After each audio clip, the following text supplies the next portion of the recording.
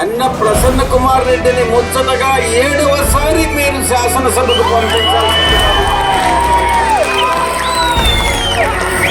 senior most నాయకులైనటువంటి అన్నకి మంత్రిగా పొందే అవకాశం ఉంటుంది కాబట్టి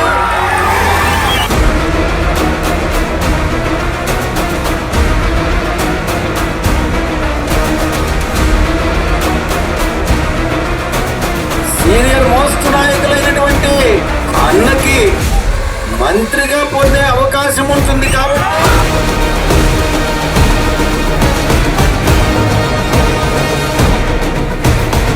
మంత్రిగా పొందే అవకాశం ఉంటుంది కాబట్టి